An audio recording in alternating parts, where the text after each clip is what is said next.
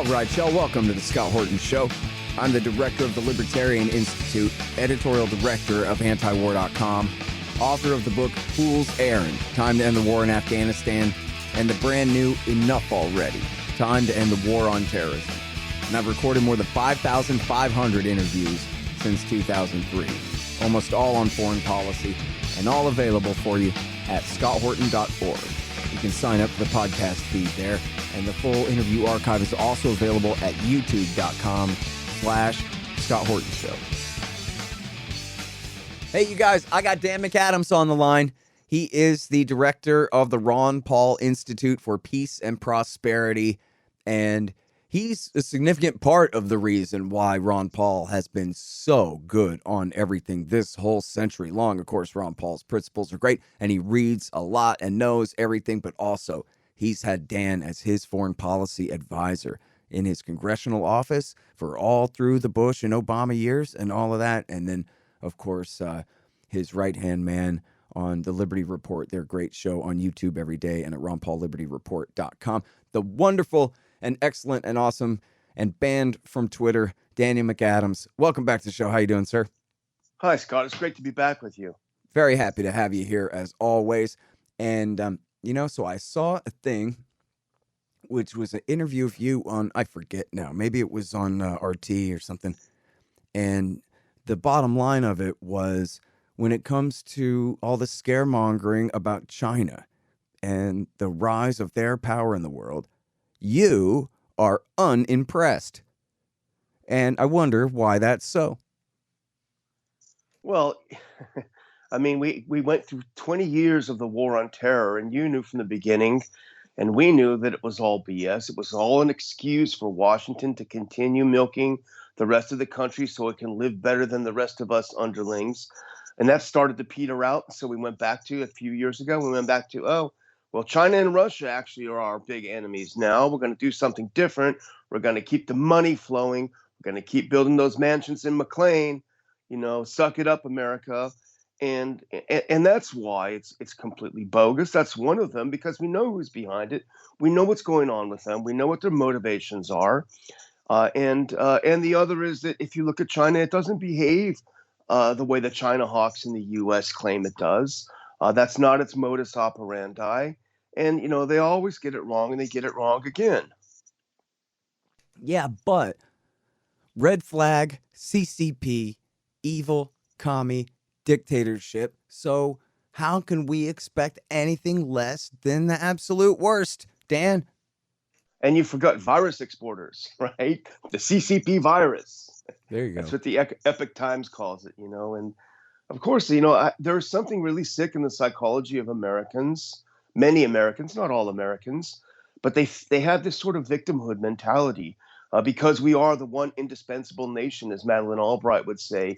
We always have to have terrible enemies, Dr. Evils out there who want to vanquish us. And so we have to always be on our guard, and we have to always make sure that the military is topped up and tapped up. And we have to always continue spending $300 million a day in Afghanistan. Oh, wait, that's over. We got to do something else and find somewhere else to dump our money into. And it's just round and round it goes. And it's, we've been beating our heads against the wall for so long on this. And I don't know what it'll take to wake Americans up, because we keep seeing failure after failure until you start realizing that actually failure is a success. As Dylan said, there's no success like failure, and failure is no success at all. Yeah. Well, I swear at this point I'm kind of afraid to move a muscle because, we agitate for so long about pulling out of Afghanistan, and this argument finally gained some purchase inside the foreign policy establishment. And yet I know you've seen it 100 times as much as me. In every article where they're taking our side on Afghanistan, it ends with, that way we can focus more on the pivot to China, the real enemy. And not that I would say it's fair to sacrifice innocent Afghans just to keep our army busy, but it might be, if it comes down to a real war between America and China, then god dang, man, we might have made a real mistake doing the right thing here, Dan. Yeah, and I think, the danger always is the case of Washington believing its own mythology. And that's what we saw for 20 years in Afghanistan. Washington believed the lies it told itself and convinced itself. And I think you handled this on the Kennedy show not long ago, if I'm not mistaken, including the idea that we've trained 300,000 expert Afghan soldiers. And that was, I think, the basis upon which the entire evacuation, the entire disengagement was formed. The lies that the generals told, they must have known better. They had to know better. We know the Special Inspector General for Afghan Reconstruction had been telling us for years that this thing was bogus, but Washington continues, it believes it's mythology. And I think that's the danger of a war with China, is that there's no clear thinking, there's no clear heads. It's all about, putting down a mythology, believing the mythology. It's like a religion. Yeah. Honestly, man, I think that's such an important point about, in a way, the decentralized, sort of ad hoc, bumbling nature of the empire there. Not in the sense that it makes them innocent of anything, but just that it's sort of such an unorganized kind of chaos, the empire, just because its size, if nothing else, that it really makes it unpredictable in a lot of ways. I used to, when I was much more of a conspiracy kook in the 1990s, I would always really resent it as like patronizing, kind of BS when people would say, well, people who believe that the Council on Foreign Relations controls everything, essentially, that's to make them feel better, like somebody's in control of the thing, when nobody really is. And now I realize, well, not now, but about 20 years ago, I realized that really is right. That, you know what, I would feel better if there was some former Secretary of State or something at the head of some secret table who had some kind of veto power over the way this goes. I know it's supposed to be the president, but it ain't him. So No. Who's in charge? Who's driving this aircraft carrier? Kind of a lot of different people. And who knows what they might do, That's a good point. And you also make a good point about the danger. And I think there is a danger right now because we've seen the mask slip a bit from the foreign policy establishment and the entire foreign policy ethos of Washington. We've seen that despite spending $1 trillion a year on the military, despite, saturating the entire culture and population with military worship, when it comes time to actually do something, they're not very good at it. The U.S. foreign policy establishment, the military, the entire edifice upon which the modern empire, the U.S. empire, is built, is actually very rickety and can't do simple things like evacuate people properly, like doing basic things that it should do. And I think that's dangerous because I think when that mask slips, as you say, the internal chaos that the whole thing is built on is looking for a way to reinforce that, oh, yes, we can do things. And I think that's the danger that we're facing right now. Yeah, seriously. All right, but so,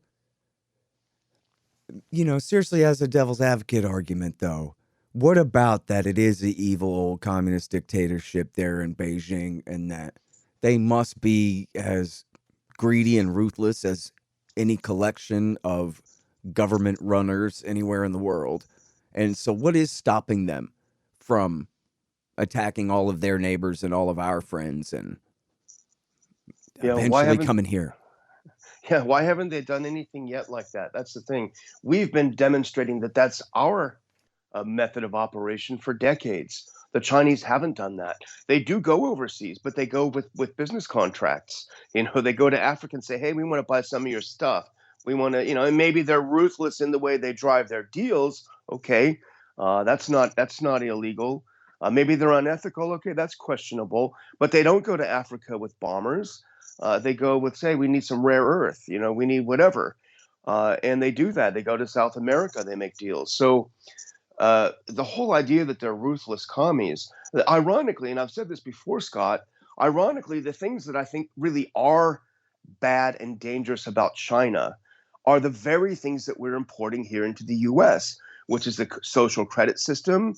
If you happen to be a political dissident, i.e., you have any question at all about the ruling class, then you're a terrorist and you need to prove your loyalty. All of the bad things about China we're importing, and all of the good things about China we're condemning It's business ethos. It's the idea that of building, of doing business, of really the state getting out of the way, which it does more in China.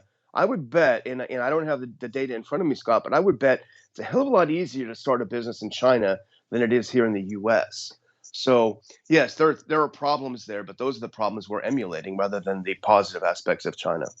Yeah. Um, well, I know that you guys are big David Stockman fans over there at the Ron Paul Institute, and I try to read him as much as I can, but he's so prolific, I can't quite keep Yeah. up. But I know that his description of China's economy is, don't bother me with your predictions of their, imminent takeover of anything, for a minute. He's so cynical about it. He calls the whole country the China Ponzi. Like, it's not even a nation state. It's just a giant Greenspan bubble. And it's ready to pop at any time. And I know he's always saying that every bubble is ready to pop at any time. But then again, usually he's right. Um, Yeah. and so I don't know when it's coming, but um, it seems like that's the libertarian insight that conservatives lack. This is, in fact, even in the famous Ron Paul piece. Um, well, I'm sorry. Now I forget if it's in War Peace and the State, or if it's in Chapter 14, War and Foreign Policy from the Libertarian Manifesto. But in one or the other of those, it begins with, why would the conservatives think that time is on the communist side? Like, if you know anything about Yeah. capitalism, then you know why it works and why communism doesn't work and can't work. And so, time's on our side. We should just strengthen capitalism here and not turn our country into a total state in the name of protecting ourselves from the communists, when, as libertarians especially understand that, well, I don't know, man. This is my point of view. And I guess it's really essentially like the Austrian school's point of view, right, Dan? Is that essentially any government intervention in the market is a distortion that's going to cause ripple effects and whatever. Maybe you think it's worth it. Maybe you think you don't. It's not. But you have what would be all other things equal in the free market, and then you have government intervention distorting that. Well, if that's true, it sure seems like it from here in this country, then think about the real ramshackle nature of the political economy in China, where all these decisions are made by, well, I don't know, all of them. Many of these decisions are made by bureaucrats, all of them in cooperation and consultation with bureaucrats, in a way that probably blows American interventionism away, Yeah, I don't know. I mean, I don't know that that's the case. I mean, I suspect, from my experience following China, and I did take a 2-week trip to China when I was in Congress with Dr. Paul, and of course, those can be dog and pony shows. I understand that, but everything that I heard from business and from government was that government likes to get out of the way. And I'm not praising China, because you're probably right. The whole world is based on a huge bubble, But I think there's this tendency of seeing the splinter in someone else's eye rather than the log in your own. So, in a sense, it's irrelevant whether China is practicing better capitalism than we are or not, because I think, especially as foreign policy practitioners, are especially as non-interventionist foreign policy practitioners, our whole reason for being is to blunt the China hawks in any way we can. Well, yeah, that's certainly true. Um, all right. Well, so, geez, I guess I ought to ask you about different countries in the Middle East and, what's going on there and what people need to be concerned or not about. I mean, especially in terms of Iraq and Syria, where we still have forces. And what exactly are they doing in Syria, Dan? Well, didn't you hear the president? He said we don't have any troops there. Did he say that? Yeah, he did. He said we don't have any troops in Syria. Wow, I wonder if they told him that, or he's just that stupid, or if they told him that. Wow. Yeah, that was the famous Stephanopoulos interview. Oh, see, I And didn't see that. I need to well, turn yeah, my I mean, I TV didn't back watch on, the I whole guess. thing, but there's been a lot written about it. Apparently, ABC left out a lot of the more embarrassing things that he said that were just completely gone and completely off base. But hey, I mean, it's a complicated world out there, and the idea that one president, can immediately talk about every hotspot, that's kind of ridiculous. But when you see more and more of these gaffes, um, then you start to wonder. And the other thing that he said, and going back to China, is he said that the U.S. would respond if Taiwan was invaded, and that's not been our policy. It's always been, as you know, strategic ambiguity. Mm-hmm. And so he was corrected by his staff again. Yeah. It's a long sort of joking answer, but he's getting a lot of these things wrong. So it's probably good that he is on vacation again this weekend. Man, I tell you what, this is the problem of having such a senile president. But I think they all kind of make that gaffe over Taiwan and walk it back, don't they? I think Bush and Trump both Yeah, did the same thing at one yeah. I point. mean, well, I know you're the expert everywhere, but I'm not. I'm sure I'd make a hell of a lot of gaffes if I was in there too. But yeah, it's starting to get to be a little bit difficult to ignore. But yeah, what are we doing in Syria? What are we doing in Iraq? Is it just inertia? I mean, how much did inertia drive our endless occupation of Afghanistan? I mean, there's just no will. I mean, what about dealing with the Iranians? What about the JCPOA talks? It's just uh, I don't know how you feel, Scott, but I have a sense that there's absolutely no vision of the U.S. role in the world with the current people in charge of the State Department, and the Pentagon. I mean, previously we've had that idea of a worldview, and a lot of it was again mythology, the mythology of the Obama era versus the reality of droning Americans overseas, the Bush era of the global war on terror. But Mhm. I don't know. I mean, I try to put my finger on someone like Blinken, and I just don't get anything. It's like Kierkegaard said about existence: it smells of nothing, right? You know, yeah, I think that really does seem to be right. That they don't really know what they're doing. They're just scrambling to hold things together, but then they don't even know what that means. I This is the part that I never understand, really, especially, well, like for W. Bush, forget it. He was doing exactly what he wanted and things like that. But for Obama, I know, and not that I'm saying he's a good person or anything, but just he's smart enough and well informed enough to know better than a lot of the things that he did. And he's also smart enough to be, probably unlike W. Bush. I think he's smart enough to spend time thinking, damn, I had 8 years and it's already over. And what I have to show for it, what I really do, what could I have stopped that I didn't, or whatever. I hope he Yeah, beats himself up over that stuff. But I just think, like, because it's so obvious, right? They tell us all in school that any of us could grow up to be the president. So you think about it. Well, if I was the president, I would make it worth it. For whatever it took for me to become the president, I would, be in trouble every single day for 8 years.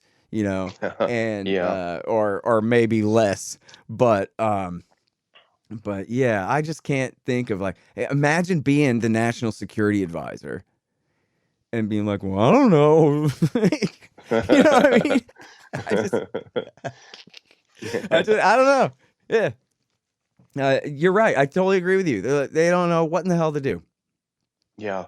The thing that we've seen, though, and this is not an excuse for the person, but I think it's an insight into how the establishment works, is that even when you had a president who wanted to do something, the whole thing about Ukraine policy, the whole first impeachment of Trump, was that he did not follow the consensus of the community.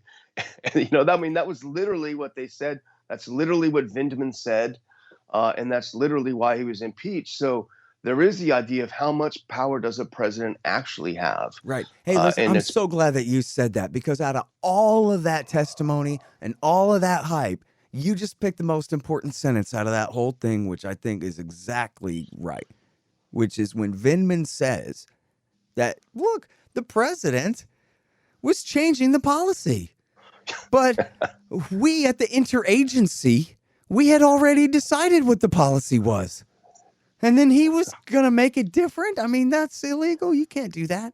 And that was his thing. I don't remember the exact quote, but that was exactly what it was. And that was why, in this guy's mind, he really thought that what right does the president have to decide foreign policy? when the interagency, which what does that even mean exactly? That just means like a meeting of the deputies committee or what? You know?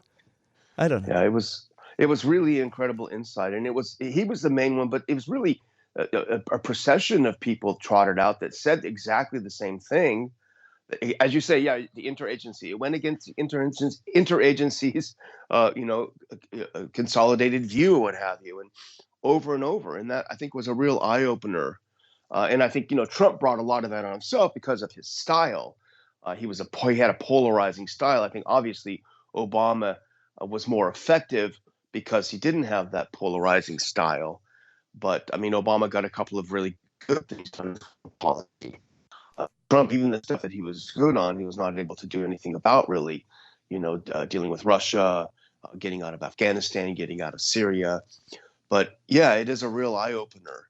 And then when you step back and you look at these agencies and their budgets and the personnel, imagine the biggest pain in the ass you've ever known, who's always bothering you, who just never can chill out, and multiply that by tens of thousands.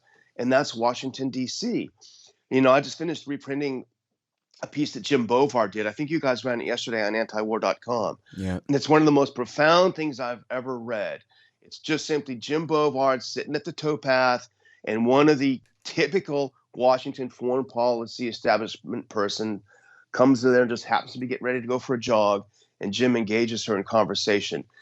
The way he describes it is exactly as I remember my 13 years in Washington dealing with these people. He's captured it exactly, and that's exactly the problem with all these people. They all consider themselves way smarter than us, way better than us, and way more accomplished than us, and the last thing they want to do is have to listen to us. Yep. And Yeah, they it's don't. amazing. They'll never get fired. We can't even find them. They're all hidden. Hey, y'all, check out our great stuff at libertarianinstitute.org/books. First of all, we've published No Quarter, The Ravings of William Norman Grigg, our institute's late and great co-founder. He was the very best one of us. Our whole movement, I mean. And no quarter will leave his mark on you, no question. Which brings us to the works of our other co-founder, the legendary libertarian thinker and writer Sheldon Richman. We've published 2 collections of his great essays, Coming to Palestine and What Social Animals Owe to Each Other. Both are instant classics. I'm proud to say that Coming to Palestine is surely the definitive libertarian take on Israel's occupation of the Palestinians, and Social Animals certainly ranks with the very best writings on libertarian ethics, economics, and everything else. You'll absolutely love it. Then there's me. I've written 2 books, Fool's Errand, Time to End the War in Afghanistan, and Enough Already, Time to End the War on Terrorism. And I've also published a collection of the transcripts of all of my interviews of the heroic Dr. Ron Paul, 29 of them, plus a speech by me about how much I love the guy. It's called The Great Ron Paul. You can find all of these at libertarianinstitute.org/books. Yeah, back when Twitter was a little bit newer, I got a response one time. I forgot what he said now. I did get a little bit of engagement from Jake Tapper 1 or 2 times. And I'm pretty sure one of them was when I said to him about the Syrian war in 2013, that he was phrasing it. I forgot who he was interviewing, but he was saying, what can you say to convince the American people to support this? This is, of course, after the Turkish and Al-Qaeda false flag in eastern Damascus there. And and that was the whole frame. And then so I sent a tweet to him. Hey, man, how come it has to be the frame of what can we do to get the American people on board for this thing instead of don't you have to not do this because the American people don't want you to do it? It seems like that would at least be just as fair of a way to approach it. You know what I mean? Yeah.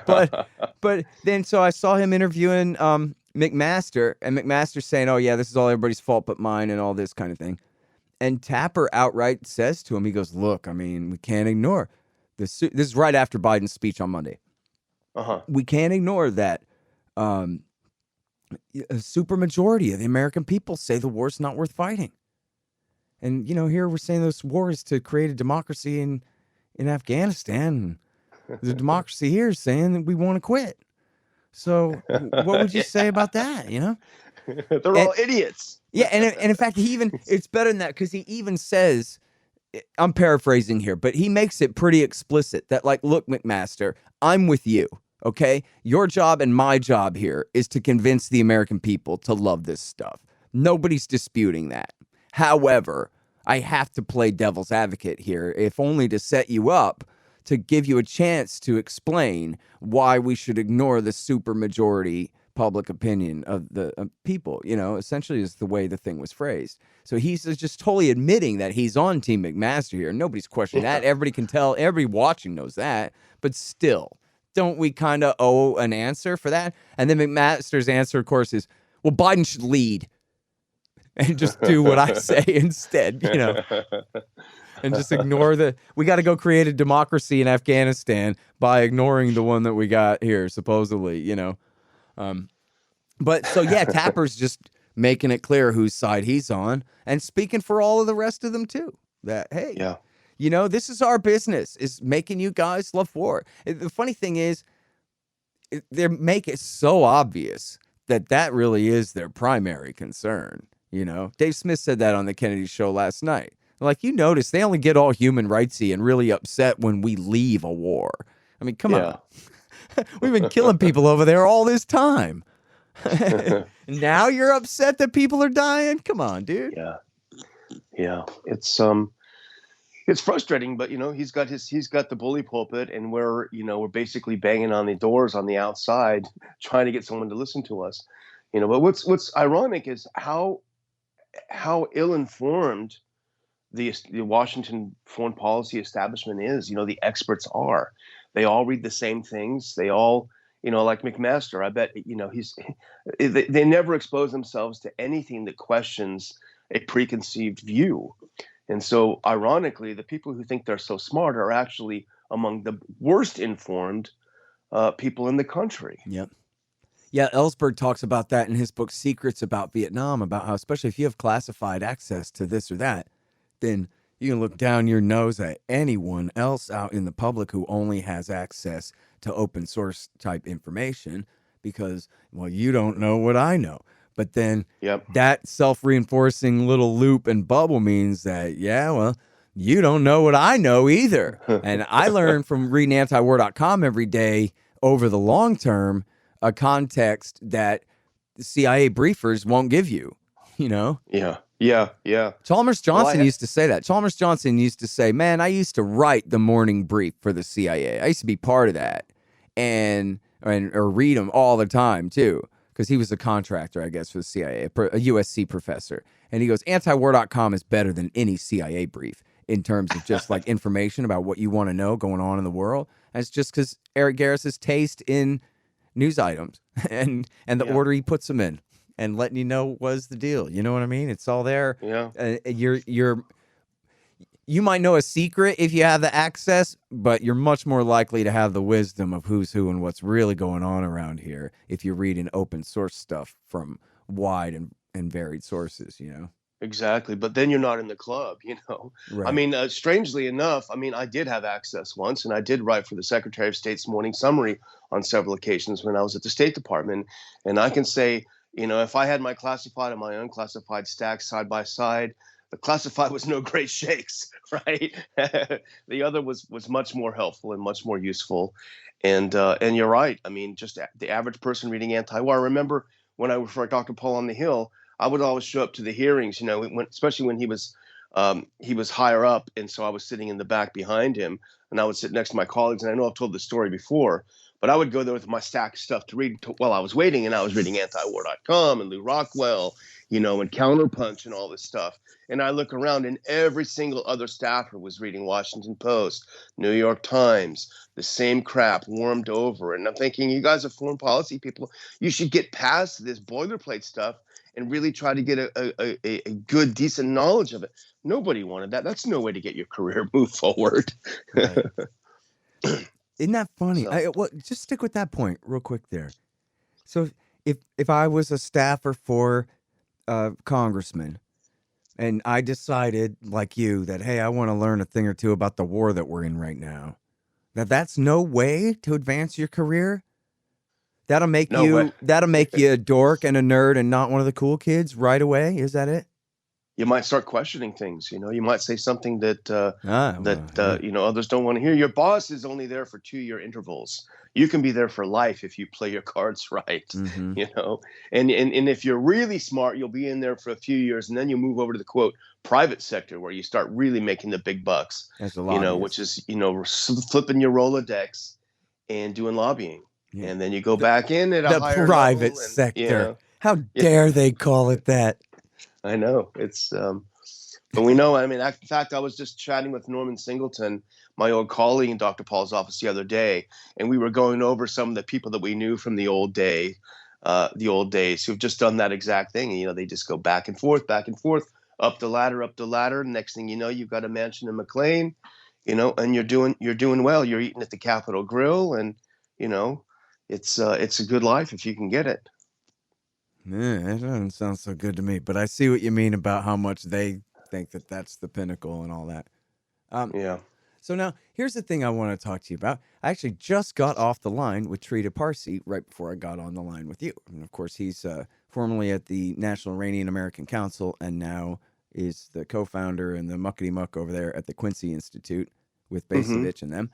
And you had written this great article about the bad guys attacking them over the loss of Afghanistan. Was that Kelly Vlahos and Eli Clifton caused America to lose the Afghan war? Did I read that right, Dan? It's all Kelly's fault. Man, shame on her. Oh wait, But, no, she was the one who warned us all along on the specific topic of the implementation of the counterinsurgency doctrine in Afghanistan in 2009. Other than Matthew Ho, she wears the crown for "Told You So" that year, guaranteed. Exactly.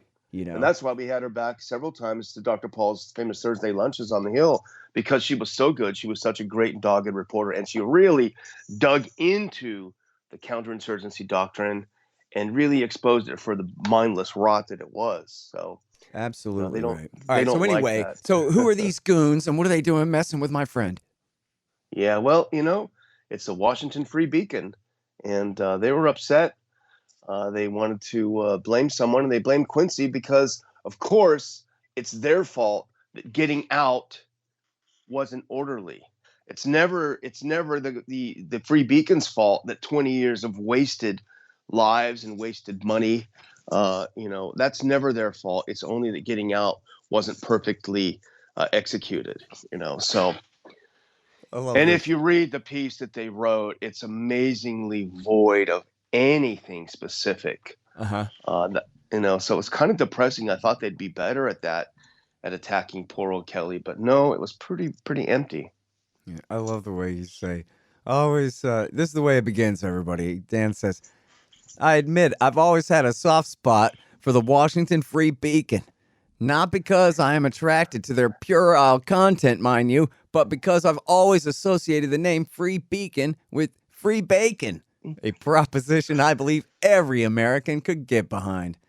And I think that is totally right, man. And I wish I had thought of that myself, because I also like bacon. I kind of stole that from Lou Rockwell too. Anyway, oh, that's he told good. Me once. I should have mentioned that, but I probably stole that a little bit from him subconsciously. That's good.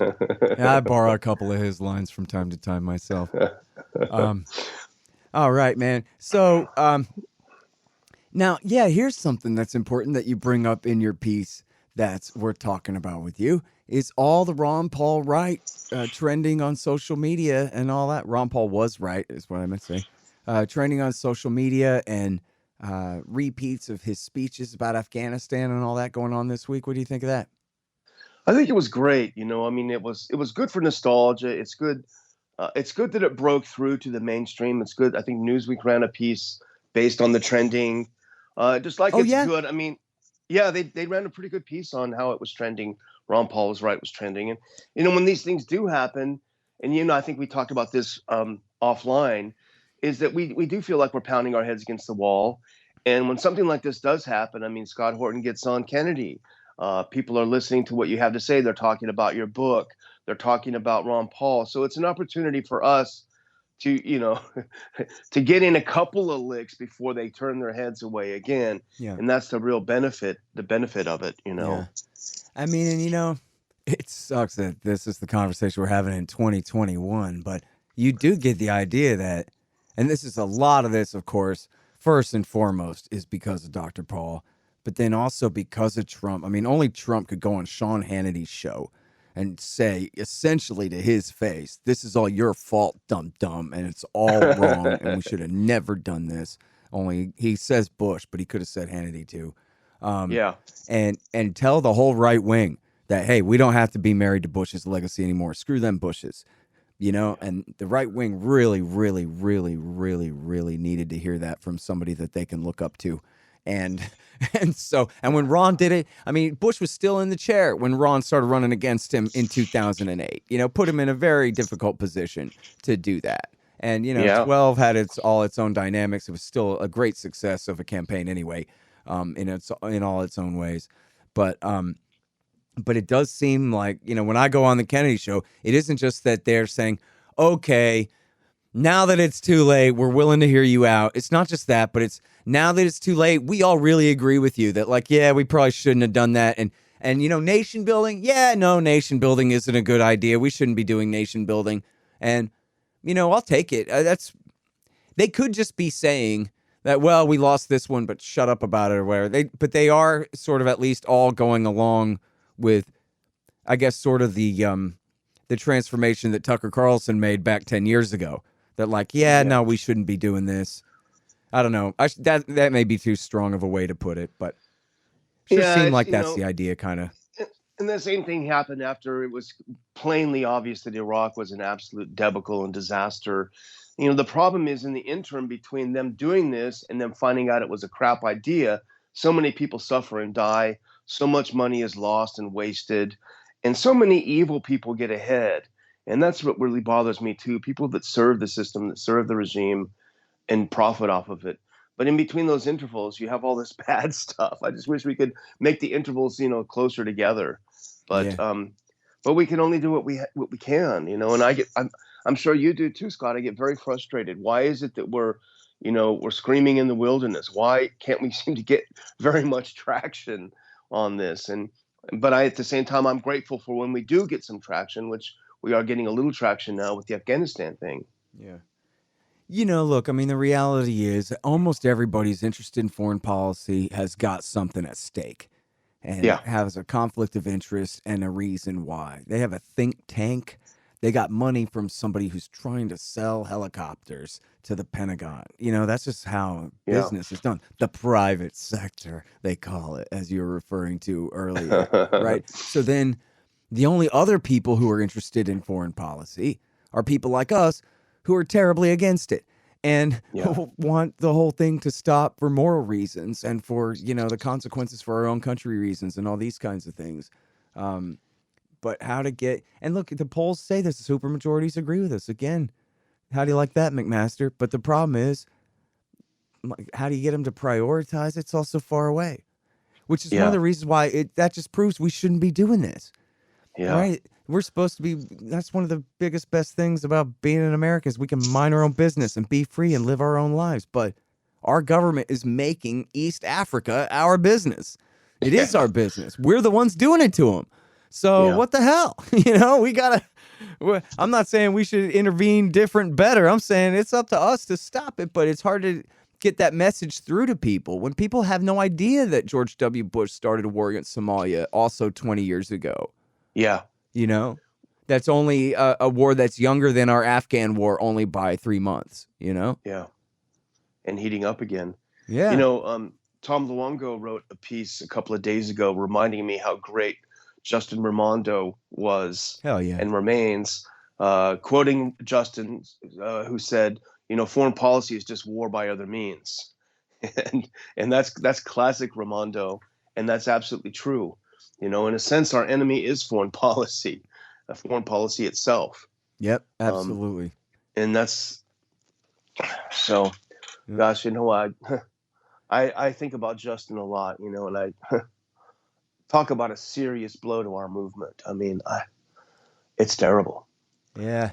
You Well, know, I'm glad you mentioned that because, you know, sometimes I forget this doing this show, but there's new people listening all the time. And it's been 2 years since he died. And there are a lot of young people God, who, you know, they lived through that whole time way too young to have known anything about Raimondo. May have never heard of Raimondo.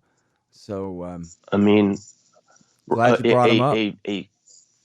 I mean, a Raimondo column where all of the cylinders were firing is like it was like the equivalent of like a nuclear war against the bad guys. You know, I mean, it was just there was nothing like it. 2,000 words of just, you know, I mean, just incredible. And it's the loss is just there's, you know, and now Bob Wenzel, who was so great, is gone too. It's tough to see our side the ranks thinning out. I hope some younger folks are going to come up through the ranks, Yeah. you know, pretty soon as well. Yeah, Mark Perry just died too, man.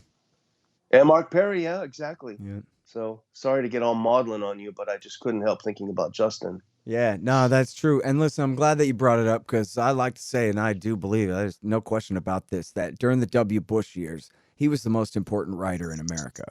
Oh, yeah. Bar none, and by a lot. And there's absolutely. His reading Raimondo was absolutely essential. And if you weren't reading him then you didn't know what the fuck was really going on. You just didn't know. That was how you knew what was going on for real. And through Obama too.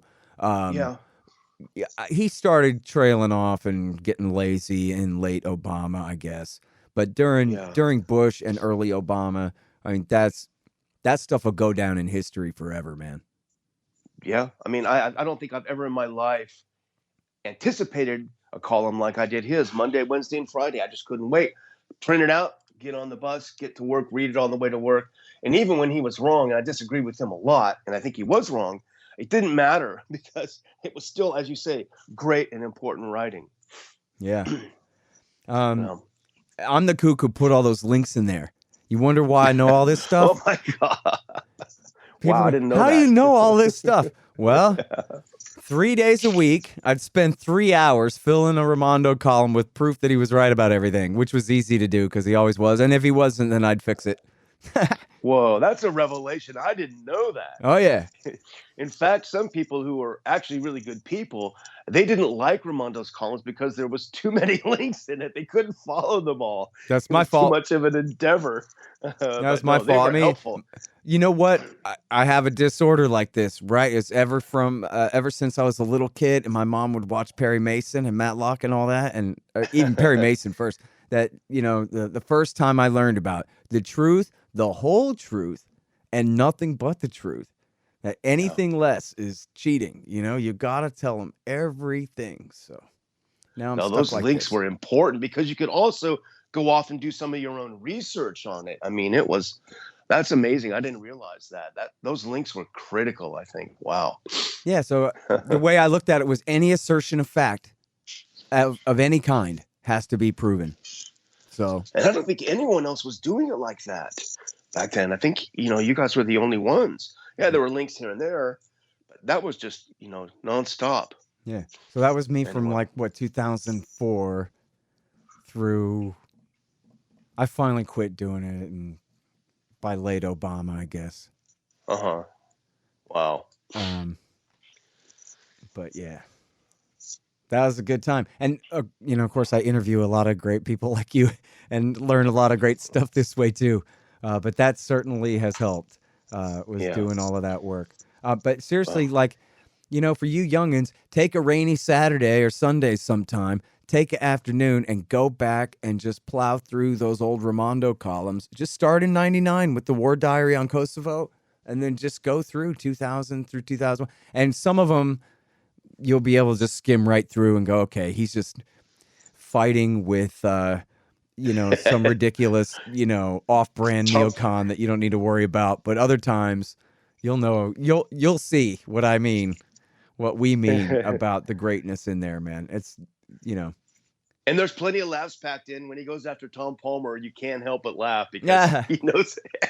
That's true, he knows where to apply the ice pick. Yeah. You know, actually, now that I'm talking about it, I wish I hadn't been in such a hurry to get the book out, you know, because that would have really been a smart thing to do, would have been to go and do that myself. Take a Saturday or a Sunday and just go and jam through as many Raimondo columns as I can, looking for little things I might have forgotten that belong in there, you know? Yeah. 'Cause That might there's, be a great project for antiwar.com, you know, the collected works of Justin Raimondo. well, see, that's the problem, right? Is if we're going to do that, I got to do it. And I just can't Yeah. do it. I can't even answer my emails. Yeah, I I just, know it's tough. you know, there was even a guy actually put together a PDF file of, because after he died, I did Tom Wood's show and talked all about, and I picked out, like, here's some of my favorite articles by Justin. So then this guy went and made a cool PDF version of that to print out as a book. But even then, the amount of production and the time and the editing and all the different things that would have to go into it, I just don't have time to do. I just put it on the back burner, and maybe I'll get to it someday. You know, I don't know, but that would be great, though. You know, we call it something about Bizarro World would have to be in the title, right? Yeah, exactly. Oh, man. Yeah. I was always mad That's at him great. because I used to say that on pirate radio in the 90s before I ever even read him. And then he made such good use of that term. I was like, okay, well, I guess I can't say that anymore. All right. Anyway, listen, man, you're great. I love hanging out with you and talking with you, Dan, and I appreciate you coming on the show. Thanks, Scott. It's always great to talk to you.